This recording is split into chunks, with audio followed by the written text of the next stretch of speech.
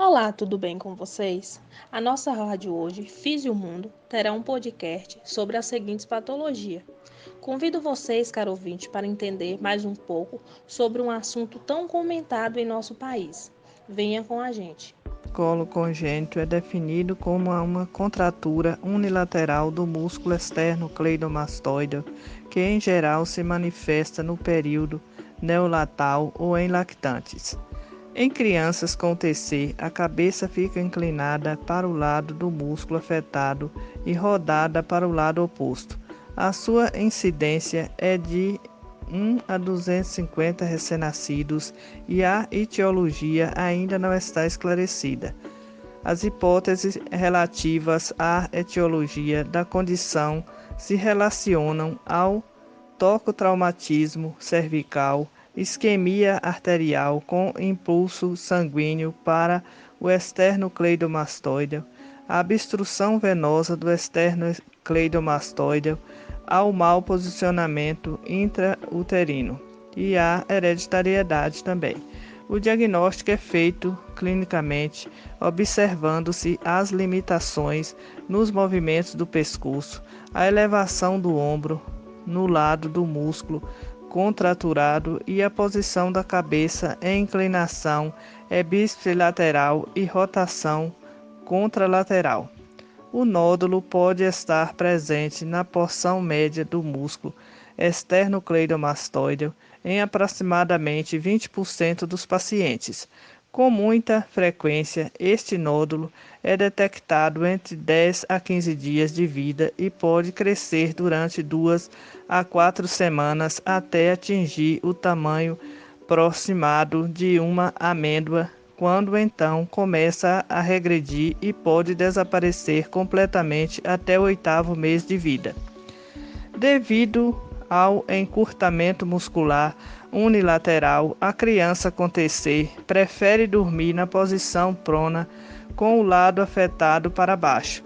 Tal posição provoca pressão assimétrica no crânio e nos ossos faciais em desenvolvimento. Essa pressão constante na cabeça pode levar a um remodelamento nos ossos da face e resultar em hipoplasia facial ou em plaugicefalia. O diagnóstico diferencial é feito com outros tipos de torcicolos adquiridos. Os torcicolos adquiridos podem ser decorrentes de problemas oculares, artrite reumatoide, devido à subluxação nas duas primeiras vértebras cervicais C1 e C2 ou cisto braquial. Existem diversas formas de abordagem do TC, não havendo uma uniformização do sistema terapêutico. Entretanto, o tratamento inicial de escolha é clínico, por meio de fisioterapia. Com o tratamento fisioterapêutico, 90 a 95% das crianças melhoram antes do primeiro ano de vida e 97% dos pacientes melhoram se o tratamento for iniciado antes dos primeiros 6 meses. Quando o tratamento fisioterapêutico é tardio, os pacientes podem apresentar complicações como escolioses cervicais ou entoráxicas compensatórias e dores crônicas. Os principais objetivos do tratamento fisioterapêutico em crianças com TC são: prevenir deformidades faciais e cranianas, limitações em termos de amplitude de movimento do pescoço, desequilíbrios musculares e alterações posturais. O tratamento inclui observação clínica, uso de próteses, aplicação de um programa ativo de estimulação e posicionamento e alongamento manual muscular. Paralisia braquial obstétrica é definida como uma paralisia flácida, parcial ou total que acomete o membro superior do recém-nascido, decorrente da lesão do plexo braquial ocorrida no parto normal e mais raramente no parto cesáreo, frequentemente associada à distorcia de membros. Outras etiologias têm sido consideradas como origem congênita, intrauterina e as causadas pelas forças endógenas do parto, dentre outras. Apesar de rara coincidência em menos de 1% dos partos, a paralisia braquial obstétrica é uma complicação grave cuja ocorrência aumenta consideravelmente para valores próximos de 6% em casos de fetos com maior peso. São descritos como fatores associados a essa intercorrência a obesidade materna, o pós-datismo e o diabetes gestacional. É importante ressaltar que mesmo em fetos com maior peso, pode ocorrer principalmente quando existe algum grau de desproporção entre o feto e a pelve materna. A ADO associa-se a complicações maternas, sendo as mais comumente descritas lacerações do canal do parto, atonia uterina com hemorragia, disjunção da sífise púbica e eventualmente ruptura uterina. O plexo braquial é uma estrutura nervosa composta pelas raízes dos nervos espinhais cervicais C5, C6, C7, C8 e torácico, o T1. É responsável por levar movimentação e sensibilidade aos membros superiores. Este é considerado um segmento nervoso sujeito a lesões, por sua disposição entre a região cervical e parte superior do braço, pontos estes considerados como de grande mobilidade. A lesão acarreta perda na funcionalidade e geram graves consequências no desenvolvimento motor e sensitivo do segmento acometido, repercutindo na qualidade de vida.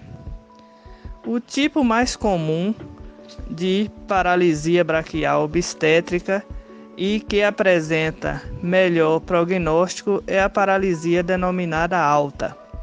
90% dos casos em que as raízes de C5 e C6 são acometidas e os músculos mais frequentemente envolvidos são o supra e infraespinhal. Há ainda a paralisia total, que apresenta paralisia tanto motora quanto sensitiva de toda a extremidade do membro afetado devido à lesão de todas as raízes do plexo. É a paralisia baixa, que é a C8 e a T1, na qual os músculos do antebraço e mão são os mais acometidos. A gravidade da lesão depende das raízes afetadas e de sua extensão. Distrofia muscular de Duchenne. Para o funcionamento das fibras musculares, é necessário que as proteínas que constituem sejam normalmente produzidas. Na distrofia de Duchenne, existe um defeito genético no gene da distrofia ou gene DMD, não sendo produzida a proteína distrofina. Esta proteína é muito importante para que a fibra muscular funcione e sua ausência leva a uma perda progressiva das fibras musculares e uma incapacidade de se regenerarem. À medida que vão existindo menos fibras musculares, vai havendo uma fraqueza progressiva, atingindo os vários músculos do corpo. A distrofia muscular de Duchenne é a causa mais comum de distrofia muscular e representa cerca de 1/3 dos doentes numa consulta de doenças neuromusculares em idade pediátrica. A maioria dos doentes manifesta nos primeiros sintomas o início do segundo ano de vida, com atraso de aquisição da marcha instável, queda frequente, dificuldade de se levantar do chão, subir e descer a escada ou incapacidade de correr. Frequentemente, a família nota que tendem a andar nas pontas dos pés e que os músculos da parte posterior das pernas, gêmeos, podem ter dificuldade de aprendizagem. Outros podem ter alteração de comportamento. A evolução da doença progressiva é pelos 10 a 14 anos. Os doentes perdem a marcha, posteriormente surge uma fraqueza nos membros superiores com a incapacidade de levantar, pois de levar a mão na boca e fraqueza em agarrar objetos com as mãos.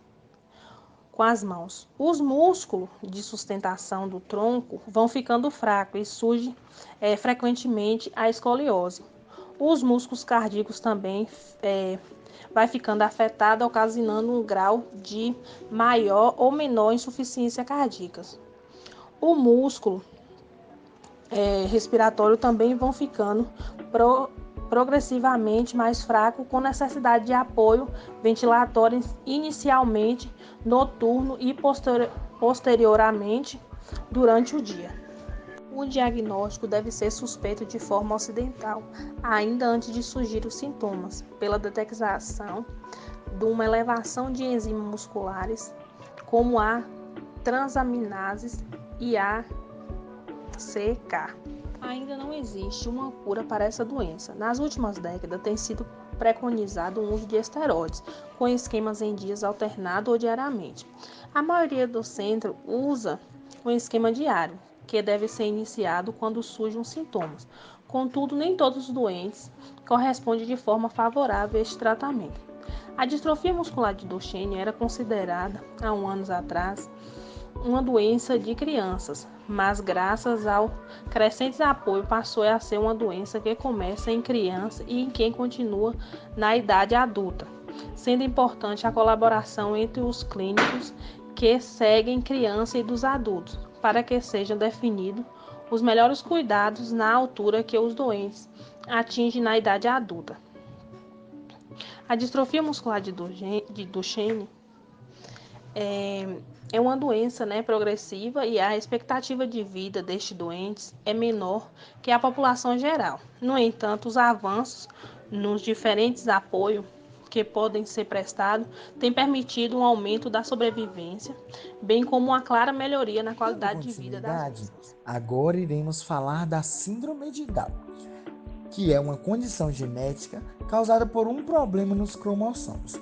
Normalmente, um ser humano possui 23 pares de cromossomos, que são os responsáveis por abrigar o nosso código genético. São eles que contêm informações que vão dar, por exemplo, cor da pele, a cor do cabelo, o desenvolvimento mental e as características gerais que vão ditar a fisiologia de um indivíduo. A síndrome de Down ela é caracterizada por uma diferenciação no número de cromossomos, sendo que os cromossomos de número 21, ao invés de apresentar um par, apresenta 3 cromossomos, na chamada trissomia simples do cromossomo 21, apontada como a causa da síndrome de Down. Existem outras 2 condições que podem causar a síndrome.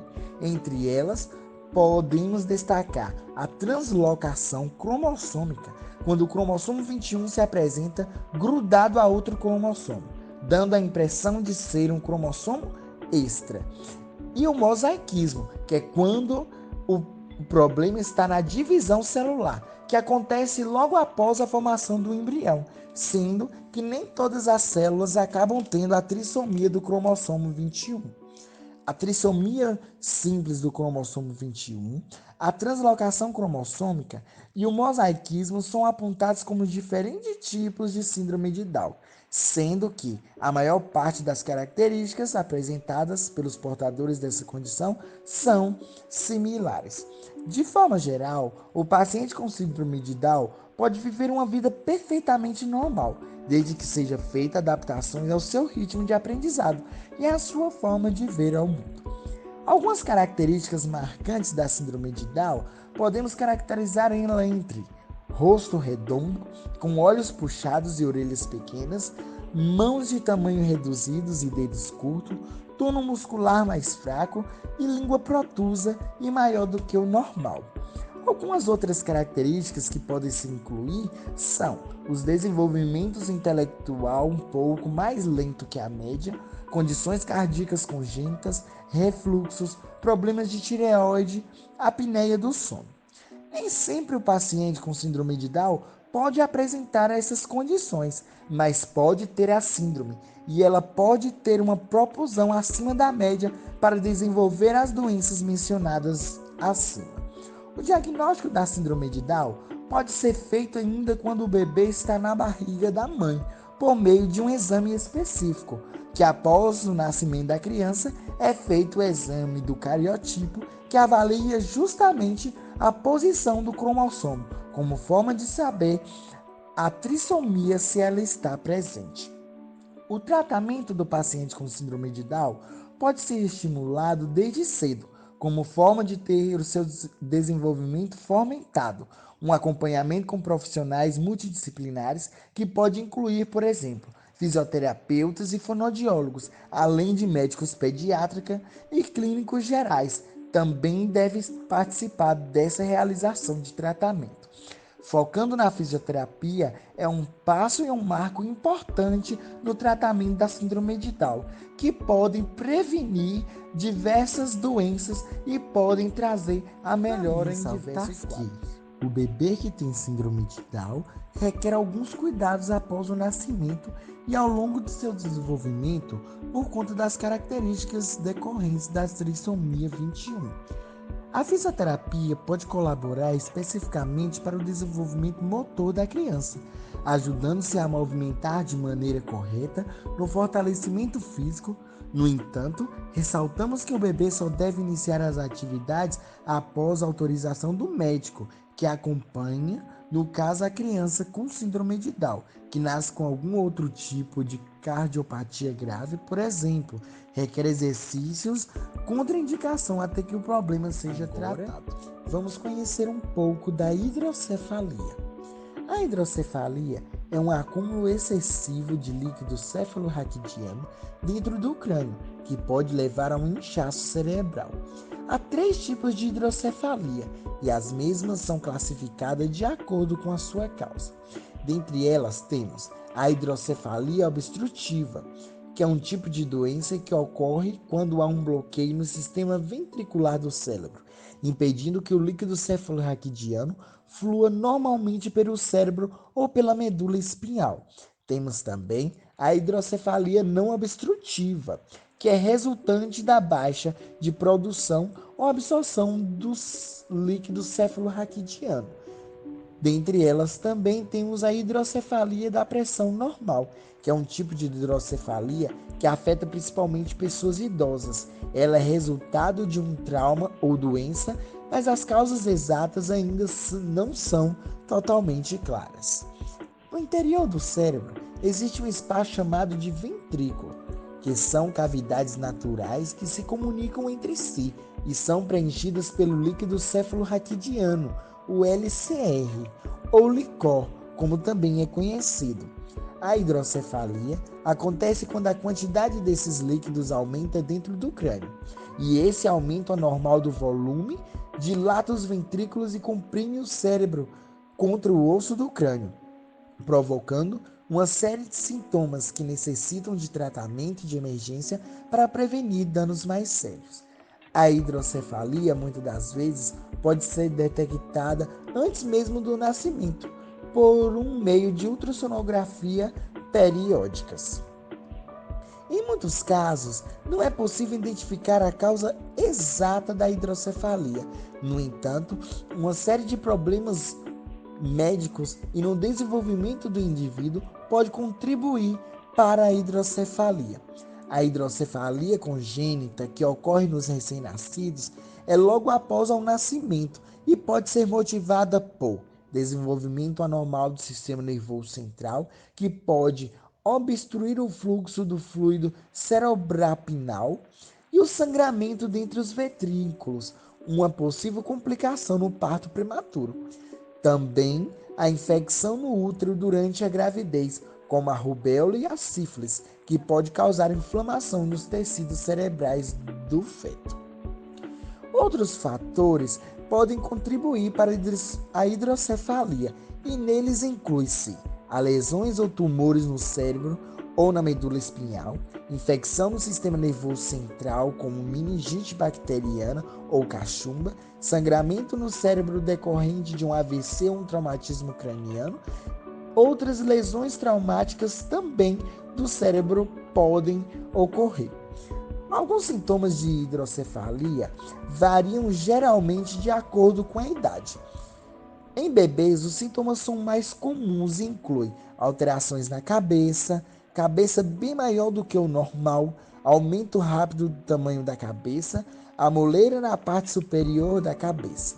Os sintomas físicos podem ser decorrentes de vômito, sonolência, irritabilidade, má alimentação, convulsões, olhos fixos voltados para baixo e déficits no tono muscular e a pouca força muscular.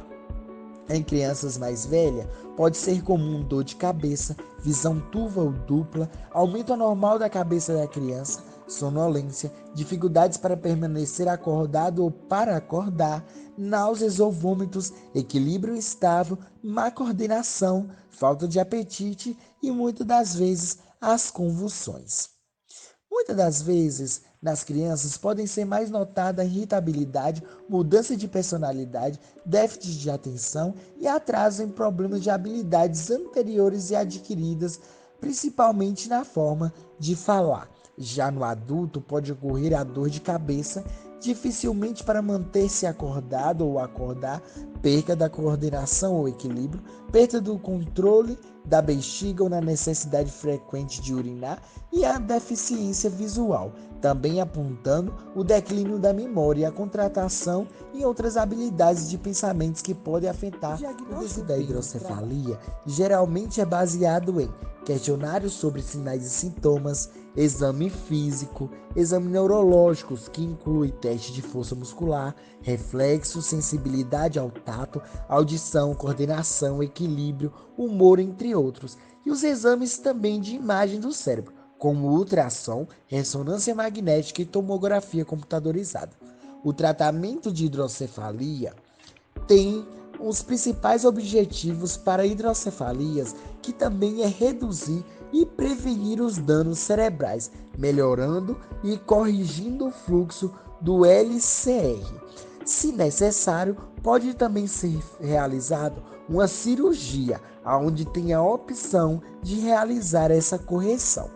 Entre outros tratamentos, podemos também incluir antibióticos em caso de infecção, um procedimento chamado TVE, que avalia a pressão sem substituir os shunts, e a remoção ou cauterização das partes do cérebro que produzem LCR.